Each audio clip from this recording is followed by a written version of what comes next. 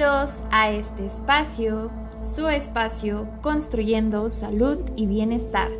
Yo soy la psicóloga Brenda Guzbet y les doy una cálida bienvenida a un episodio más en su canal para conocer acerca sobre cómo construir una vida más digna, donde haya salud, bienestar, buenas relaciones, etc. Pues, sin más, por el momento vamos a dar inicio a este episodio que va a ser una segunda parte, donde hablaremos sobre las emociones, pero en este caso el efecto de las emociones en el cuerpo. Y bueno, para aquellos que se perdieron del episodio anterior, pues vayan a verlo y ya le ponen pausa a se regresan y para que tengan un resumen de aquello que exploramos en el episodio, es como esta primera parte de la sección sobre las emociones. Y les voy a dejar al final del video la playlist donde puedan encontrar todo lo relacionado con el tema de las emociones en este canal. Porque ya llevamos un buen tiempo dándole cabida a este tema, pero en el episodio anterior dimos un repaso a la historia del cómo se construyen las emociones en México, además de una propuesta del trabajo emocional desde una mirada de lo corporal. A petición de ustedes decidimos realizar esta segunda parte de el tema que puede llegar a ser tan extenso, que implica reconocer el viaje que hacen las emociones desde el exterior hacia el interior para crear una ruta que impacta al cuerpo, provocando sensaciones que se convierten en padecimientos como señales que el cuerpo envía al sujeto en cuestión, con la intención de moverla, tomar acción y soltarla. De lo contrario, esto se anidará en un órgano, creando un malestar que se pueda convertir en una enfermedad recurrente y que con esto se habituará para quedarse, formando parte quizá de un estilo de vida del individuo a tal grado de poder convertirse en una enfermedad crónico-degenerativa hasta cáncer. Con este episodio se busca concientizar sobre la manera en cómo algo que tendría que durar segundos hasta minutos, en caso de no identificarlo o trabajarlo, se puede convertir en algo que atente contra la vida de las personas. Algo de lo que no se tiene conocimiento para reconocer el efecto de las emociones en el cuerpo. Por eso es importante darle cabida a algo que mucho tiempo en la psicología, por esta forma de verla científica, positivista, no se le daba un lugar en la historia a nuestras emociones. Entonces, hacer una historia de nuestras emociones fue algo de lo que se encargó Sergio López Ramos, para ir al pasado y ahondar en las intenciones de los discursos que fundamentaron muchas de las formas en las que pensamos o pensaron y sintieron, pero también hoy en día sentimos en el cuerpo, de acuerdo a significaciones instituidas por los acontecimientos históricos de las épocas que vivió México. Algo que para aquellos que ya escucharon el episodio anterior pueden llegar a comprender. Darle lectura a este proceso es darle cabida a ese momento y situación que impactó el cuerpo, que al final es una carga emocional con una manera de sentir y ver el mundo. Y de eso parte la historia de las emociones. Primero, de nuestro lugar de origen, más la historia de nuestra vida, familia y generacional. Parte de cualquier cuerpo, por eso debe de ser escuchada y comprendida por cualquier individuo. Y dentro de la forma en la que nosotros trabajamos, por eso es que hacemos una historia de vida, una remembranza. Hay pacientes que dicen, no sé cómo voy a vivir este proceso de ir a terapia, porque muchos llegan con muchas incógnitas, cuestionamientos, temor incluso, o aquellos que ya tuvieron un proceso emocional, pues también con un mal sabor de boca y dándose la oportunidad de comenzar una vez más, o incluso de que a veces el hablar de nuestra historia puede ser un proceso difícil, complicado, complejo, que se decide pausar el proceso. Entonces, cuando llegan estos pacientes quizá un poquito nuevos a la terapia, curiosamente no saben cómo va a ser, pero comienzan a hablar. Comienzan a usar la palabra para darle un espacio a eso que hoy en día sienten. Y no es casualidad que cuando yo les digo quiero conocerlo, conocerla, empiezan hablando de su historia. Y entonces dicen, pues todo comenzó, o yo recuerdo, o mi infancia. Imagínense, personas que tienen algunos 20 años, otros tienen 30, 40, 50, 60 años contándonos su historia para poder darle una lectura al cómo es que se ha construido, ellos sin saberlo. Cuando contamos estas historias, tendría que ser no con la intención de que sí, a lo mejor el otro pueda comprenderla, pueda incluso mirarme y conocerme más, pero también para que yo como terapeuta, esa información es tan valiosa porque entonces gracias a ello yo puedo entender por qué es que el día de hoy sienten como sienten, se expresan como se expresan y gracias a ello también lo que han construido en su cuerpo, por qué se enferman como se enferman. Entonces reconocer esta historia para que el individuo también se vaya dando cuenta, el cuerpo es el perfecto espacio para, gracias a esas voces, la palabra, crear esta realidad de acciones que todo esto ha sido depositado en la memoria corporal. El cuerpo es la síntesis, es el resumen de cada acontecimiento, experiencia, situación que he vivido, agradable o desagradable, y que esa situación externa me dio una sensación que hice interior y que como resultado me dio una emoción. Una emoción que puede llegar a convertirse justamente en cuál es el efecto, pues en un padecimiento o una enfermedad, lo cual no tendría que vivirse así.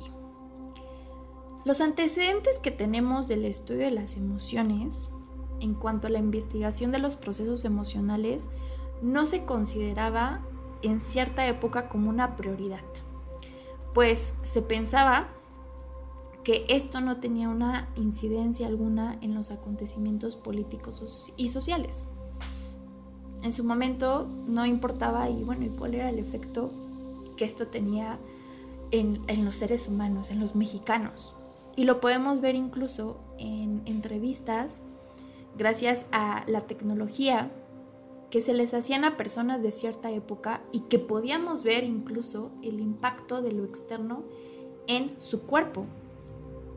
Hay un video muy famoso que ha rondado por las redes sociales, igual y se los puedo copiar aquí para que tengan una idea, y que este video justamente muestra la realidad que se vivía en los 80s y cómo personas que en esta época de ciertas edades parecían de edades mayores y que sí tenía mucho que ver, como dicen, a lo mejor en el tema del cigarro, que se permitía más fumar, en el tema del cómo era el estilo de vida, pero sin duda les puedo apostar en el tema de cómo en ese momento se vivían las emociones. Si podemos quizá ir hacia ese pasado, nos podemos dar cuenta que durante esa época ir al psicólogo no era una prioridad, no estaba en la canasta básica. Y mucho menos quizá hablar de lo que yo sentía, de lo que vivía y simplemente hacer lo que a uno le toca hacer.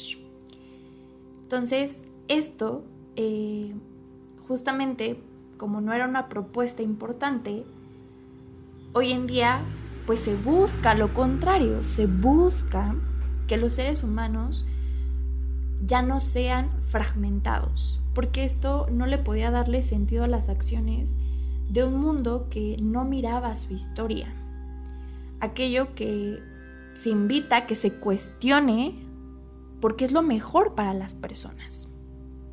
Los positivistas, o en su momento los psicólogos que buscaban que la psicología fuera vista como una ciencia, no le daban lugar ni razón al hecho de que se sentían ciertas emociones, que éstas tenían un lugar en el cuerpo y la forma en la que los seres humanos se construían, así como sus procesos, aunque a los positivistas también les destrozaban el cuerpo, estas emociones.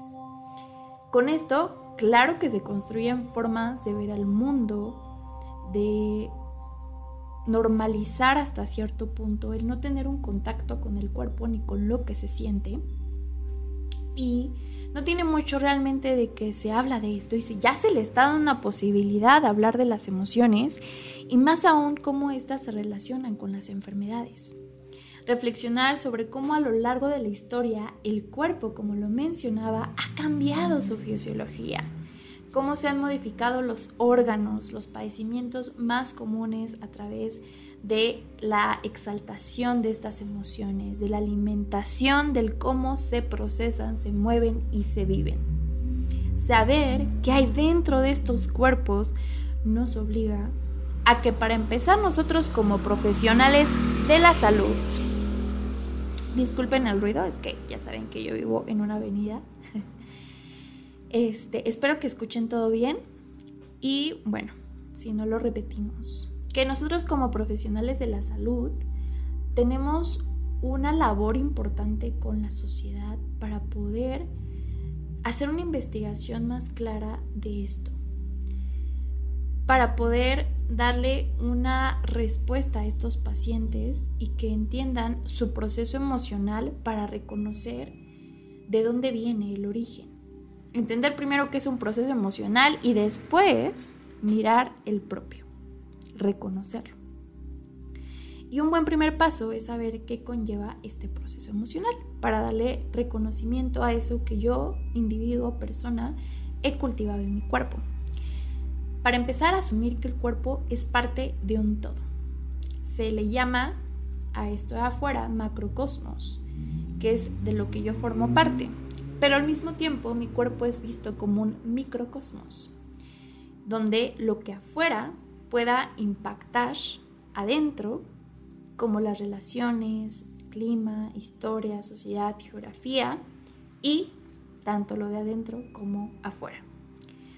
La vida inteligente que existe en todos los cuerpos, al inicio y desarrollo de la vida humana, no permite que las emociones o las cosas dominen. De ahí el hecho de que es algo que le expongo a muchos padres de familia o a niños que en realidad son tan desapegados. Un niño es muy desapegado, a un niño hasta cierto punto no le importan muchas cosas en cuanto a que lo deja ir, lo suelta con más facilidad que un adulto que llega a afianzarse de esa situación, a renegar, a resentir, a tener una necesidad de apegarse a eso. Y un niño lo podemos ver en el cómo a veces pueden llegar a socializar. Y entonces, cuando tienen amigos, compañeros de la escuela, etcétera, pasa alguna situación en donde se pelean, no se prestan un juguete y de un momento a otro pueden jugar como si nada haya pasado.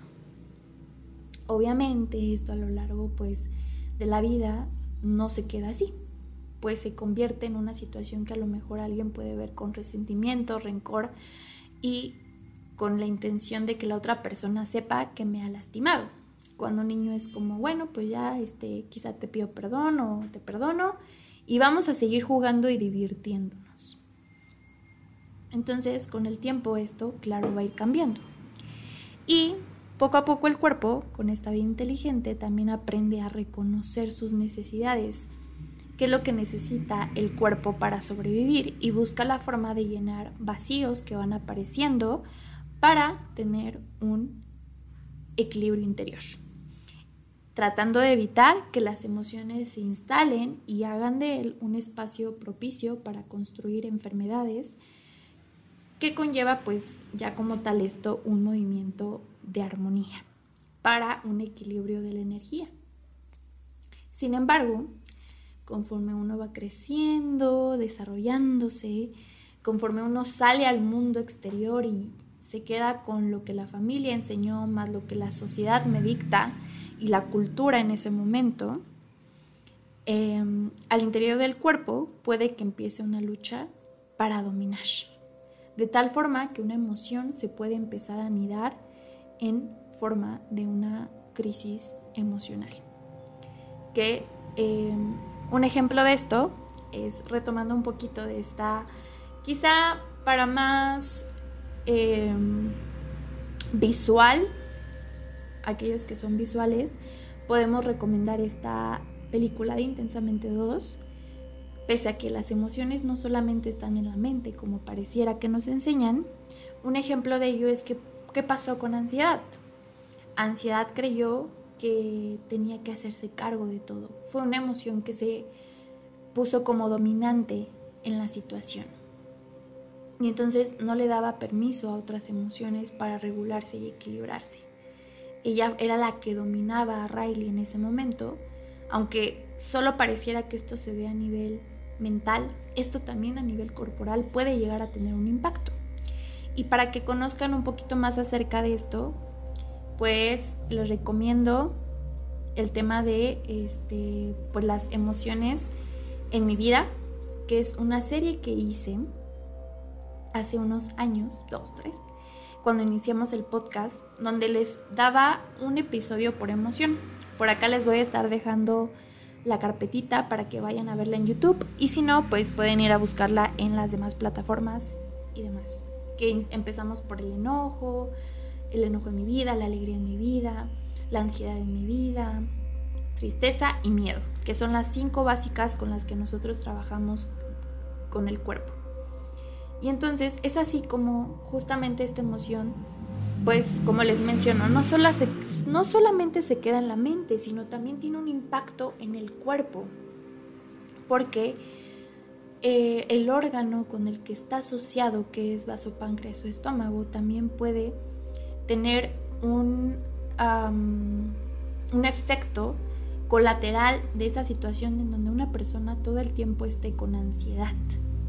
Y por eso es que lo relacionamos con ciertos padecimientos como el dolor de estómago, gastritis, colitis, pancreatitis y demás, ¿no? Entonces eso es como a manera simple de entender, pero justo tenemos que identificar con el tiempo qué emoción está siendo la dominante, aquella que todo el tiempo, como ansiedad en esa situación de Riley, dominaba constantemente y que justamente cultivaba ciertas sensaciones, pensamientos, ideas, que esta palabra, estas voces se vuelven realidad y que el cuerpo las absorbe. Y justamente emprende esta lucha por predominar más fuerte, resultado de una competencia que prevalece en el interior y que incluso se ve reflejada en qué pasó afuera, cómo era que gracias a estos pensamientos Riley se hizo una idea de cómo tenía que ser, cómo que tenía que aparentar, cómo tenía que empezar a vivir, y que bueno, realmente fue un instante, pero hay personas que viven todo el tiempo con ello y que es algo que se vuelve a los años un estilo de vida. Esta emoción puede ser alimentada, como les mencionaba, desde afuera por circunstancias en las que se encuentra la persona, por la familia, de acuerdo al ambiente en el que yo me encuentre, por la cultura que me dicta que tengo que ser de cierta forma, por los estilos de vida que yo tenga, pero también por la historia. ¿Qué es lo que me dice mi historia respecto a esta emoción que estoy teniendo? Y esto tiene un impacto en el interior. Lo que pase con la emoción va a depender justamente de lo que yo haya aprendido, lo que haya aprendido el sujeto en el quehacer de las emociones. Como lo podemos identificar con la tristeza. Si entonces a mí me dijeron que yo no tenía por qué llorar, es algo con lo que yo voy a vivir, y entonces para mí expresar esta emoción de la tristeza va a ser complicado porque tengo que suprimirla, someterla, y entonces puede salir en otra forma, quizá en forma de otra emoción, pero también en forma de otro padecimiento, como una gripe constante, como un catarro, como un dolor de garganta o tos, entre otros, dependiendo de la relación que tenga con los órganos. Y un resultado de ello sería justamente orillar al cuerpo a construir bloqueos o negaciones de sí mismo para sobrevivir. Desconectarme del completo de qué es lo que me está diciendo el cuerpo. Y lo podemos entonces entender como las enfermedades psicosomáticas, que se refieren a la sintomatología física directamente relacionada con motivos psicológicos. Es decir, que nuestro cuerpo se resiente por la influencia psicológica que acaba por agravar los propios síntomas físicos para ocultar la angustia emocional. Procesos emocionales como la depresión, la ansiedad o el estrés pueden estar a la base de síntomas físicos, debilitar las defensas del organismo y hacerlo más vulnerable, como en el caso de algunos pacientes que padecen estrés.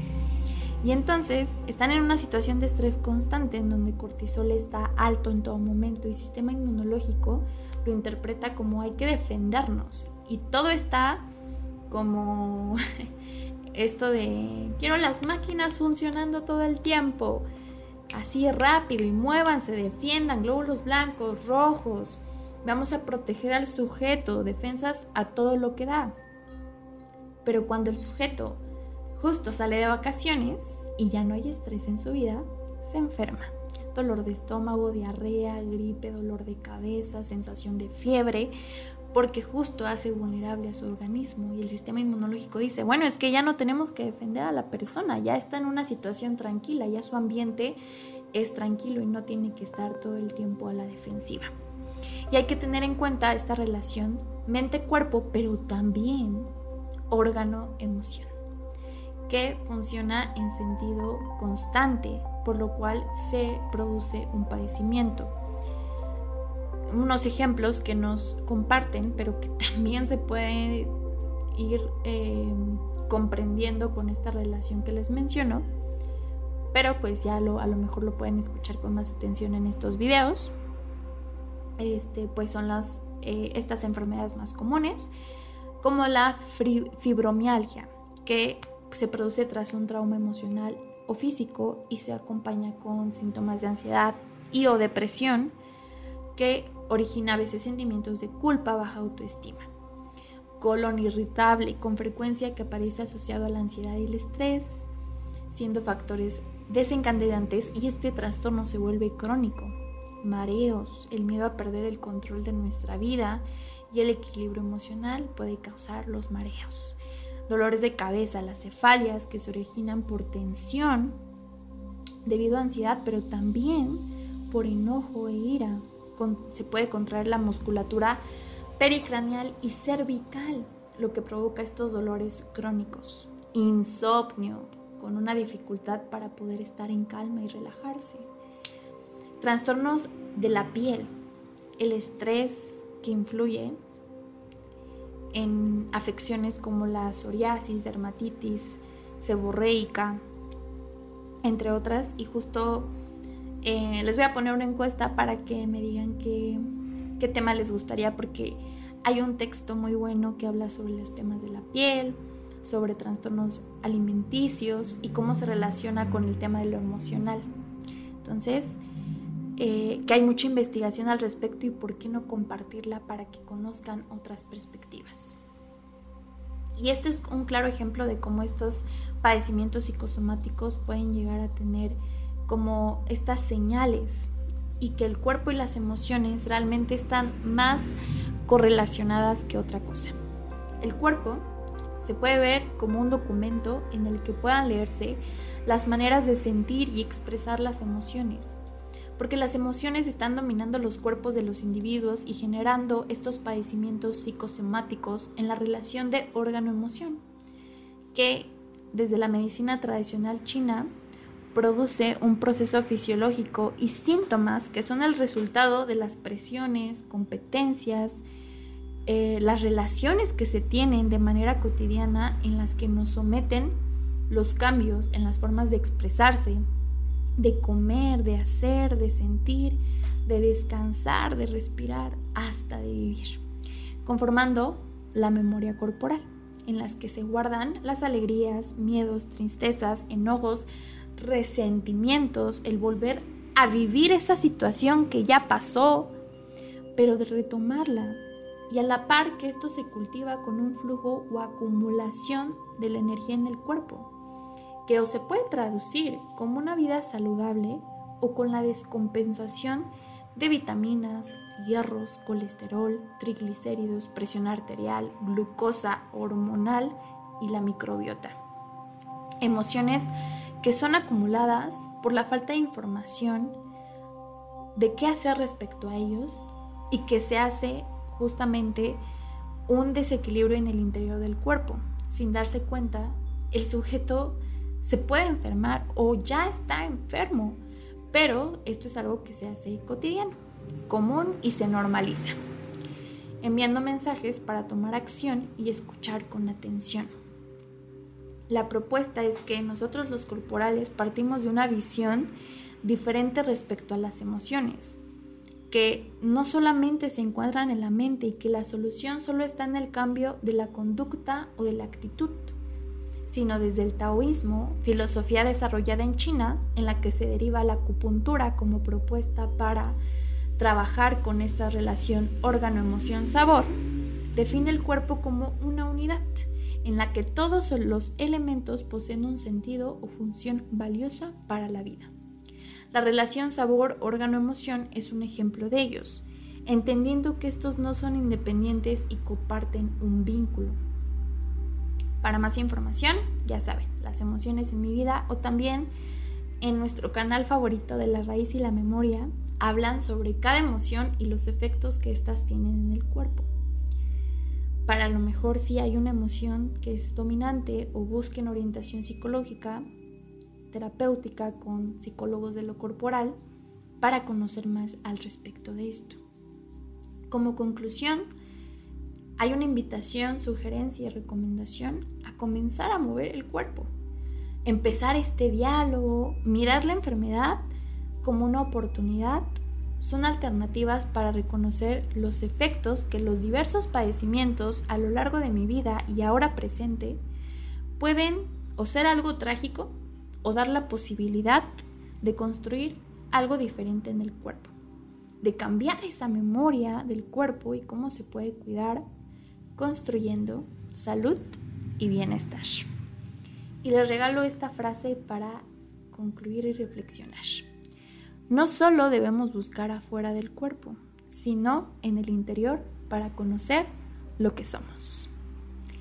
Espero que les haya gustado mucho este episodio, que en realidad es una embarrada de lo que se puede trabajar de forma terapéutica en su proceso, pero que es una buena invitación a hacer conciencia de lo que puedo encontrar y lo que puedo sanar a tiempo. Nunca es tarde para comenzar. El chiste es dar ese paso, arriesgarse y comenzar a hacer algo, tomar responsabilidad y no quedarse de brazos cruzados. Entonces, no olviden compartir con aquellos que deberían de estar escuchando esto. Ya les dejaré la encuesta por allá. Y pues nosotros nos vemos. Hasta la próxima.